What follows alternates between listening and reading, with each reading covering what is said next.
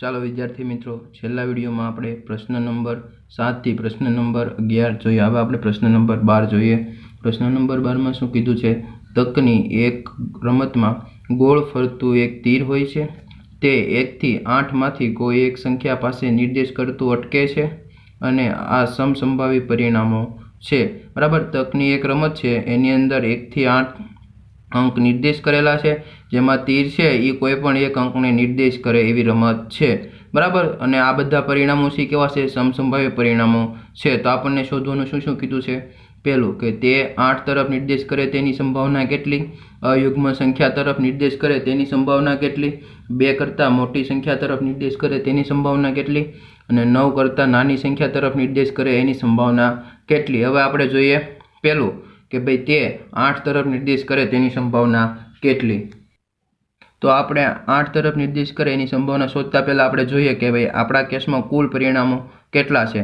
તો તકની રમત છે એમાં કેટલા અંક નિર્દેશ કરેલા છે? 1 થી 8. તો જે આપણે તીર નિર્દેશ કરશે ગમે એ અંકને, એ 1 થી 8 માંથી નિર્દેશ કરશે, એટલે આપણા કુલ પરિણામ કેટલા થશે?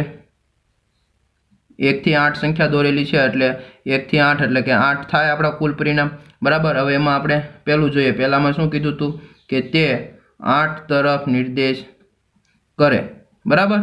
નિર્દેશ કરે તેની સંભાવના કેટલી? તો જુઓ, આપણે ધારી લઈએ કે ધારો કે ઘટના એને આપણે શું કહીએ કે ભાઈ તીર છે એ 8 તરફ નિર્દેશ કરે. તો કે તીર 8 તરફ નિર્દેશ કરે. બરાબર. તો ઘટના એ જે છે એને સફળ થવા માટેના પરિણામોની સંખ્યા કેટલી? તો કે ઘટના એના સફળ થવા માટેના પરિણામોની સંખ્યા કેટલા આવશે? તો જુઓ, 8 તરફ નિર્દેશ કરે એટલે ખાલી એક જ અંક ઉપર નિર્દેશ કરવાનો છે. તો એવા કેટલા પરિણામ મળે કે જેમાં 8 ઉપરથી નિર્દેશ કરે? તો કે એક જ તે. તો આપણે જે ઘટના સફળ થાય એની માટેનો પરિણામોની સંખ્યા કેટલી? 1. હવે આપણે ઘટના એ માટે સંભાવના ગોતીએ. તો ઘટના એની માટેની સંભાવના શું કહેવાય? કે ઘટના એના સફળ થવા માટેના પરિણામોની સંખ્યા છેદમાં કુલ સંખ્યા. બરાબર. તો જો ઘટના એ સફળ થાય એના માટે પરિણામોની સંખ્યા કેટલી? 1 છેદમાં કુલ સંખ્યા કેટલી છે પરિણામોની? 8. તો 1/8. તો કે ઘટના એ જે છે એ સફળ થાય એના માટેની સંભાવના કેટલી? 1/8. હવે બીજું જોઈએ. બીજામાં શું કીધું છે? અયુગ્મ સંખ્યા તરફ નિર્દેશ કરે એની સંભાવના શોધો. તો આપણે પહેલા ધારી લઈએ. ધારો કે ઘટના બી શું? તીર અયુગ્મ સંખ્યા તરફ નિર્દેશ કરે. ખબર પડી? તો ઘટના એ જે છે, ઘટના બી છે એ સફળ થવા માટેના પરિણામો કેટલા થાય? તેથી ઘટના બી સફળ થવા માટેના પરિણામોની સંખ્યા કેટલી થાય? ઘટના બી છે એ સફળ થવા માટે એટલે કે આપણે અયુગ્મ સંખ્યા કેટલી આવે 1 થી 8 ની વચ્ચે? તો જો અયુગ્મ કઈ કઈ આવે? 1, 3, 5 અને 7. તો કેટલી સંખ્યા થઈ? 4. તો ઘટના જે બી છે એ સફળ થવા માટેના પરિણામોની સંખ્યા કેટલી આવશે? 4. પી ઓફ બી ને શું લખાય? ઘટના બી સફળ થવા માટેના પરિણામોની સંખ્યા કેટલા છે? 4. તો 4 છેદમાં કુલ પરિણામ કેટલા છે? 8. 4/8. તો એ કેટલા આવશે? 1/2. બરાબર. હવે આપણે ત્રીજું જોઈએ. ત્રીજામાં શું કીધું છે? કે 2 કરતાં મોટી સંખ્યા તરફ નિર્દેશ કરે તેની સંભાવના. હવે 2 કરતાં મોટી સંખ્યા કીધું છે, તો 2 કરતાં મોટી સંખ્યા કઈ કઈ છે? 3, 4, 5, 6, 7, 8. બરાબર છે. તો જે ઘટના જે આપણે ધારી લઈએ, ઘટના સી.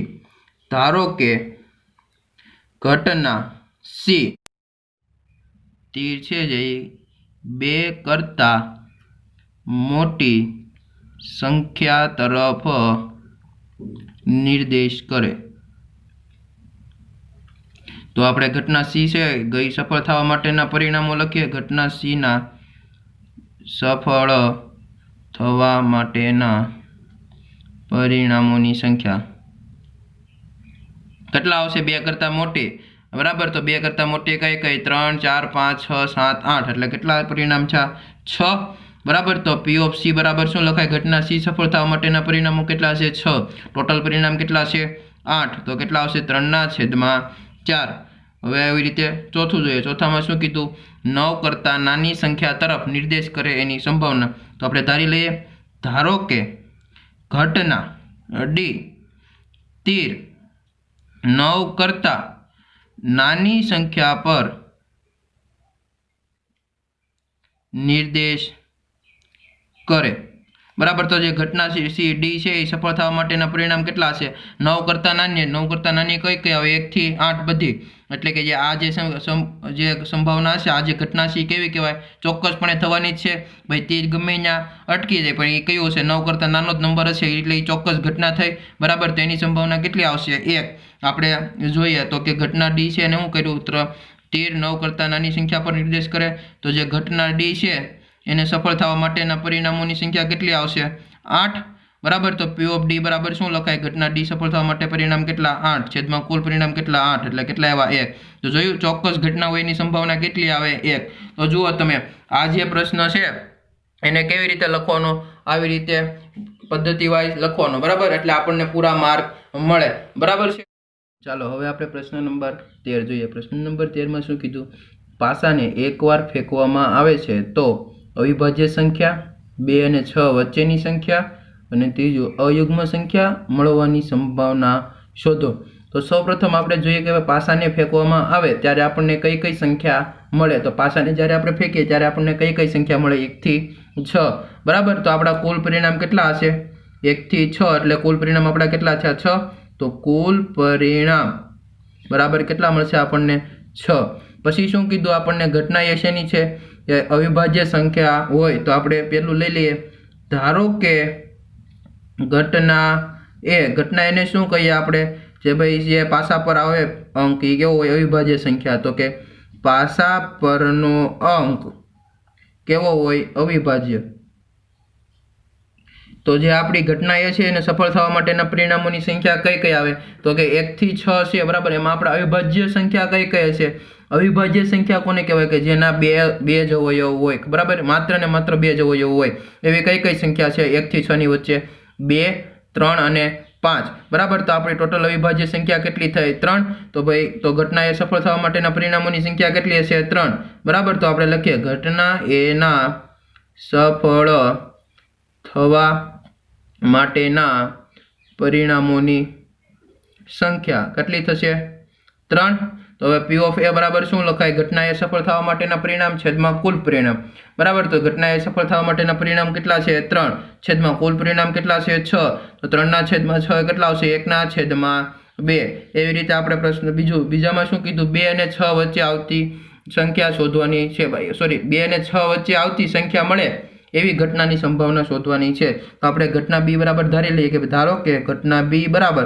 पासा परनो अंक 2 અને 6 वच्चेनी संख्या होय तो जे घटना बी हशे एने सफल थवा माटेना परिणामोनी संख्या केटली हशे 3 हशे। केम 3 केम के 2 અને 6 वच्चे केटली संख्या आवे 3 4 અને 5 तो घटना बी छे एने सफल थवा माटेना परिणामोनी संख्या केटली तो के घटना बी ना सफल थवा माटेना परिणामोनी संख्या केटली आवशे 3 तो आपणे P ऑफ B बराबर शुं लखाय घटना B सफल थवा माटेना परिणामोनी संख्या छेदमां कुल परिणाम तो घटना B सफल थवा माटेना परिणामोनी संख्या केटली छे 3 छेदमां कुल परिणाम केटला छे 6 तो बराबर। तो केटलो जवाब आवशे 1 ना छेदमां 2 तो 2 અને 6 वच्चेनी संख्या पासा पर आवे एनी संभावना केटली आवशे 1 ના છેદમાં 2।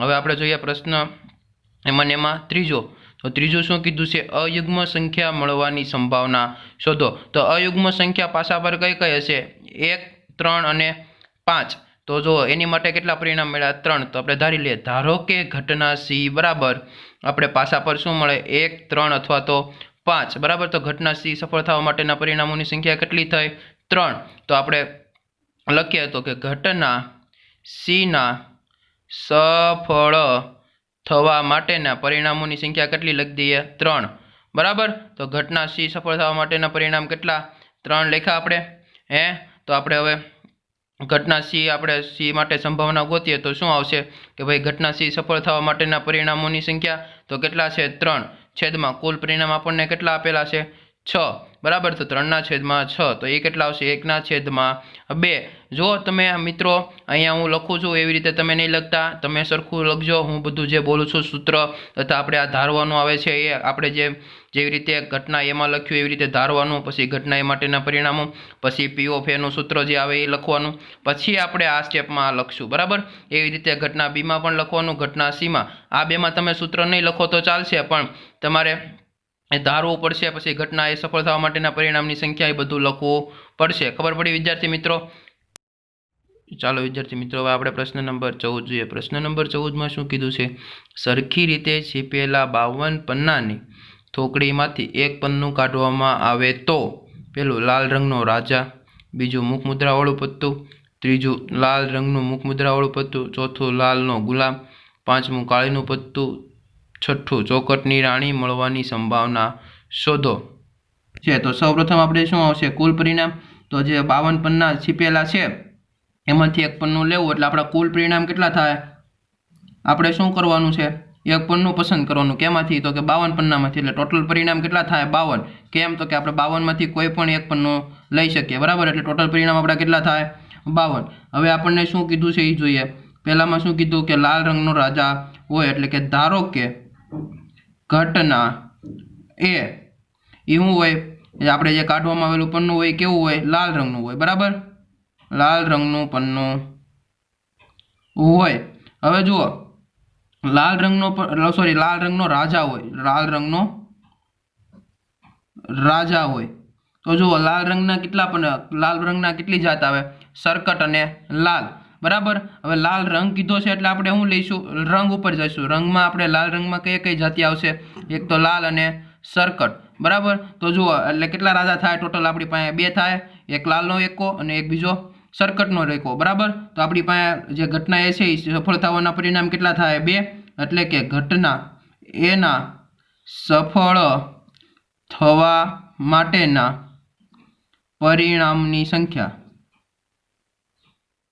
કેટલી થાય 2 કેમ તો કે ભાઈ લાલ રંગનો રાજા કીધો છે હવે લાલ રંગ એટલે કેવો હોય લાલ અથવા તો ચોકટ એટલે બેમાં શું કીધું છે પાછો રાજા એટલે એકો બરાબર તો કેટલા રાજા હોય એક બેમાં હોય એટલે કેટલા રાજા થાય 2 તો એના પરિણામ કેટલા છે 2 તો પી ઓફ એ બરાબર શું લખાય ઘટના એ સફળ થવાના સંભાવના ઘટના એ સફળ થવા માટેના પરિણામોની સંખ્યા છેદમાં કુલ પરિણામ બરાબર તો જો ઘટના એ જે સફળ થવા માટેના કેટલા પરિણામ છે 2 તો 2 છેદમાં કુલ પરિણામ કેટલા છે 52 તો એનો જવાબ કેટલો આવશે 1/26 બરાબર ખબર પડી વિદ્યાર્થી મિત્રો આપણે અહીંયા કેમ 2 આવ્યા ટોટલ પરિણામ કેટલા 52 છે પછી લાલ રંગના રાજા આપણે 2 પરિણામ કેમ લીધા બધી ખબર પડી ને વિદ્યાર્થી મિત્રો આપણે જોઈએ પ્રશ્ન નંબર બીજો એમાં શું કીધું છે મુખ મુદ્રા વાળું પન્નું તો આપણે શું લઈએ ધારો કે ઘટના બી કેવું હોય પન્નું મુખ મુદ્રા વાળું પન્નું હોય તો મુખ મુદ્રા વાળું પન્નું હોય એની માટે આપણે પેલા ઘટના બી કહી દઈએ બરાબર તો ઘટના બી છે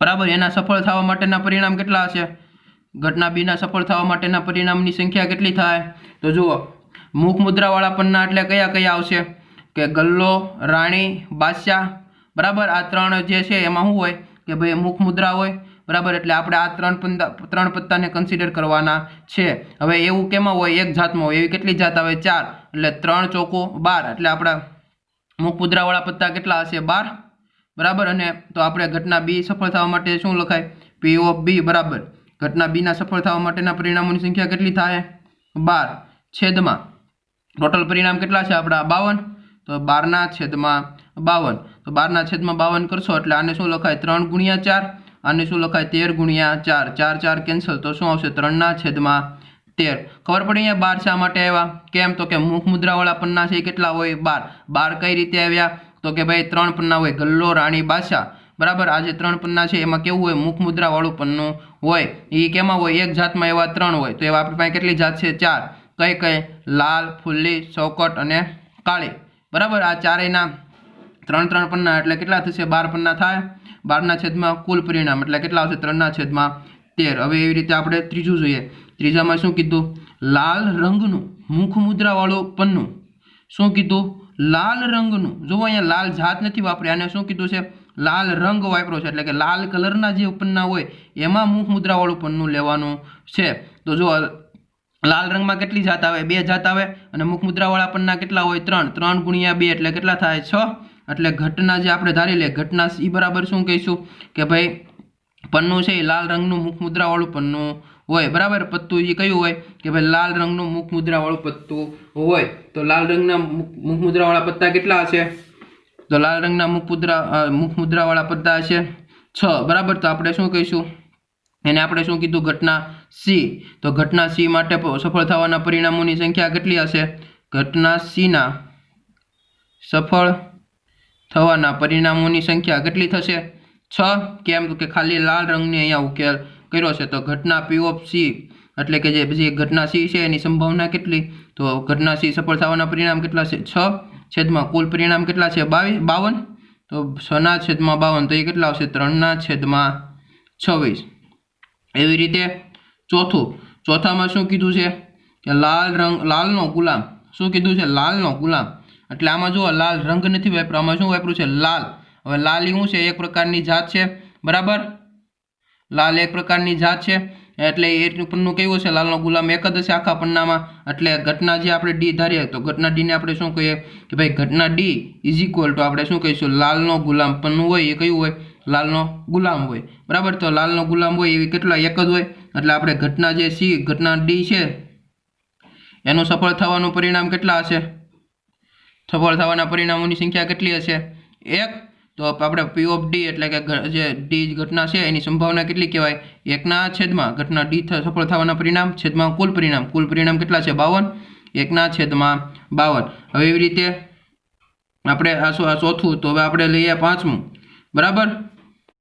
જો 5મામાં શું કીધું? કાળીનું પત્તું. એટલે કાળીનું પત્તું એટલે હું આ કાળા રંગની વાત નથી, આમાં શું કીધું? કાળીનું પત્તું. એટલે કાળીના કેટલા પત્તા હોય? 13, બરાબર. કાળા રંગના પન્ના કહેતો કેટલા થાય? 26. કેમ? તો કે કાળા રંગમાં 2 આવે, ફુલ્લી અને કાળી. તો એ બેના ભેગા થઈને કેટલા થાય? ટોટલ 26. પણ અહીંયા શું કીધું? ખાલી કાળીનું પત્તું કીધું. શું કીધું? ખાલી કાળીનું પત્તું. એટલે આપણે ઘટના એ ધારી લઈએ. તો ઘટના એને શું કહીશું કે ભાઈ 52 પન્નામાં જે છીપેલું પન્નું હોય એ આપણે કાઢવી તો એ કયું હોય? કાળીનું પત્તું હોય. કાળીનું પત્તું હોય એટલે કાળીના પત્તા કેટલા હોય? 13. એટલે જે ઘટના એ છે એને સફળ થવા માટેના પરિણામોની સંખ્યા કેટલી આવશે? 13. તો આપણે ઘટના એ છે એની માટેની સંભાવના ગોતીએ તો એનું શું કહેવાય? ઘટના એ સફળ થવાના માટેના પરિણામની સંખ્યા છેદમાં કુલ પરિણામ. તો ઘટના એ સફળ થવા માટેના પરિણામ કેટલા છે? 13. એટલે 13 છેદમાં ટોટલ પરિણામ કેટલા છે? 52. તો 13/52 એટલે કેટલા થાય? 1/4. એવી રીતે હવે છઠ્ઠામાં શું કીધું છે? ચોકટની રાણી. શું કીધું? ચોકટની રાણી. તો ચોકટની રાણી કેટલી આવે? 1 આવે. તો આપણે ઘટના એફ છે, ઘટના એફ છે, બરાબર. ઘટના એફને શું કહીએ કે ભાઈ 52 પન્નામાં જે પેલું જે પન્નું કાઢ્યું આપણે, બરાબર, એમાંથી એક પન્નું જે આપણે કાઢીએ એ કયું હોય? ચોકટની રાણી હોય. તો ચોકટની રાણી હોય એટલે કે આપણી જે ઘટના એફ છે એ સફળ થવા માટેના પરિણામની સંખ્યા કેટલી આવશે? 1. કેમ 1? તો કે ચોકટની રાણી આખા 52 પન્નામાં કેટલી હોય? 1. તો એના જે પરિમાણ મળશે આપણને સફળ પરિણામ મળશે એ કેટલા મળશે? 1, બરાબર. તો આપણે ઘટના ઈ જે એફ છે એની માટે સંભાવના લખીએ તો ઉપર શું આવશે? ઘટના એફ સફળ થવા માટેના પરિણામની સંખ્યા કેટલા આવશે? 1 છેદમાં કુલ પરિણામ કેટલા છે? 52. ખબર પડી વિદ્યાર્થી મિત્રો કઈ રીતે દાખલો ગણવાનો? જો આ બધા દાખલા છે એમાં તમારે આમાં મેં જેમ મેં આપેલો કર્યો કે ધારો કે ઘટના એ આ છે, ઘટના એ સફળ થવાના પરિણામની સંખ્યા ઘટના એ, બરાબર. અહીંયા લખવાનું ઘટના એ સફળ થવા માટેના પરિણામની સંખ્યા છેદમાં કુલ પરિણામ, પછી આ લખવાનું, પછી આ સ્ટેપ લખવાનું, બરાબર. એવી રીતે કે એમાં બધામાં કરવાનું, બરાબર છે. તો જ તમને પૂરા માર્ક મળશે. સમજણ પડી વિદ્યાર્થી મિત્રો? જો તમને આ વિડીયો ગમ્યો હોય તો લાઈક કરજો, શેર કરજો અને સબસ્ક્રાઈબ કરજો.